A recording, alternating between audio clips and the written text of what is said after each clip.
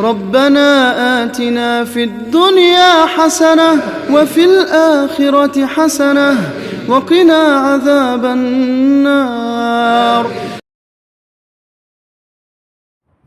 Hello everyone, আসসালামু আলাইকুম। আমি শিমলা বলছি টাঙ্গাইল থেকে।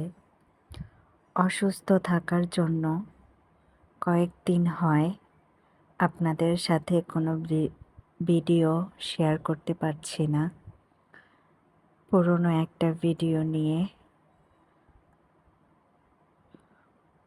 একটু ভিডিও নিয়ে ভিডিওটা তৈরি করলাম আপনাদের জন্য। আশা করি আমার এই ভিডিওটা আপনাদের কাছে একটু হলেও ভালো লাগবে। আমি বেডরুমটা গুছিয়ে নিচ্ছিলাম। পৃথিবীতে বেঁচে থাকতে হলে নিজেকে এমনভাবে তৈরি করো যাতে তোমাকে কেউ একটু আগাতে ভেঙে না ফেলতে পারে। এই দুনিয়ার মানুষগুলা খুব মুখোশধারী। এক এক মানুষ এক এক রকমের। সবার সাথে মিশে, সবার সাথে কথা বলে, একজনকে প্রায়োরিটি দিয়ে একজনের কথা মতো চলে কোনোভাবেই জীবনের এতটুকু বয়সে শান্তি মিলল না। জীবনটাতে তিক্ততায় ভরা। মরতে গিয়েও মরা যায় না। বেঁচে আছি মেয়ের কথায়। হয়তো আমার এই কথাগুলো আপনাদের কাছে অনেকটা খারাপ লাগতে পারে, কারো কাছে হাস্যকর লাগতে পারে। এক একজনের মন মাইন্ড এক এক রকম। মেয়েদের কথাই বলে, মেয়েদের সত্যি শ্বশুরবাড়ি হয় না। শ্বশুরবাড়ির কেউই আপন হয় না।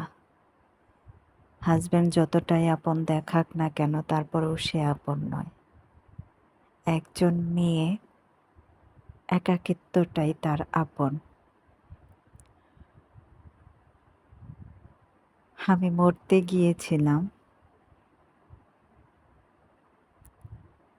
আমার মেয়ে আমাকে বলে, তুমি যাদের জন্য মরে যাচ্ছ তারা ঠিক ভালো থাকবে, ভালো থাকতে পারবো না শুধু আমরা।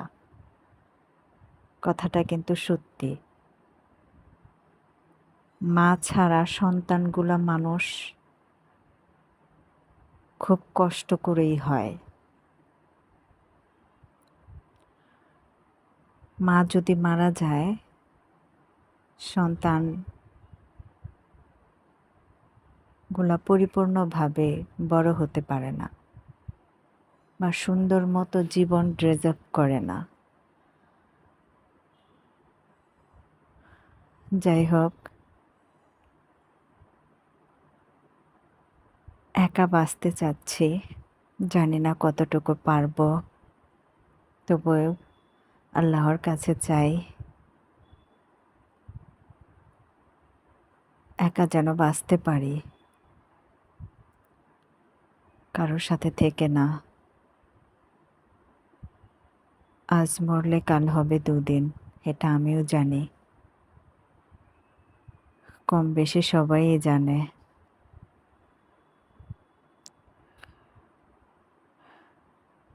অনেক কথাই বললাম আপনাদের সাথে। হাসি খুশি জীবন, হাসি খুশিভাবে চলাফেরা দেখে সবাই মনে করে আমি অনেক সুখী। আমার জীবনে কোনো কষ্টের ছোঁয়াই নাই।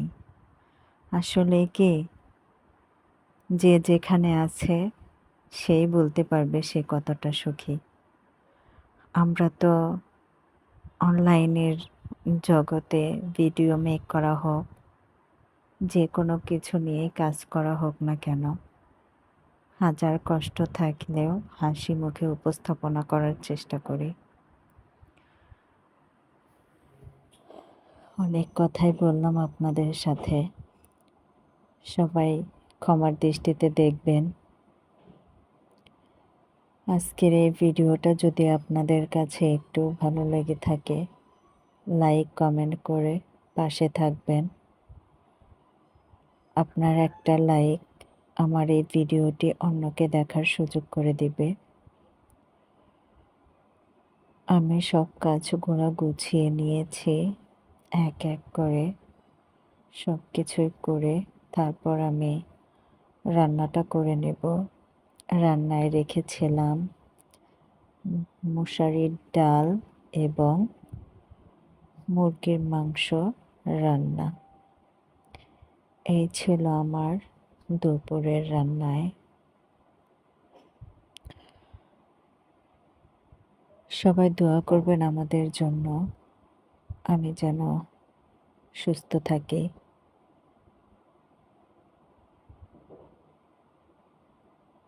সুস্থ মতো যেন চলতে পারি। এ জীবনে যেন আর কাউকে বিশ্বাস না করতে হয়, বিশ্বাস করলে ঠকে যাই।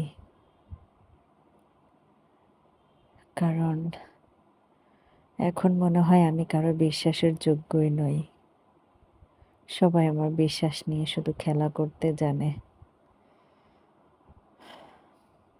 আল্লাহ তাআলা সবাইকে ভালো রাখুক,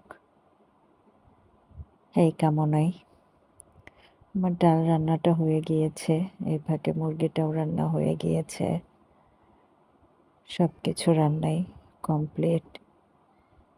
নামিয়ে নিয়ে রান্না করতে গেলে অনেক কিছু নোংরা হয়ে যায়, সেই সবগুলা ধুয়ে নেব। এই ছিল আমার আজকের রান্নায়। ভালো থাকবেন আপনারা সবাই। আজকের মতো এ পর্যন্তই। আল্লাহ হাফেজ। আসসালামু আলাইকুম।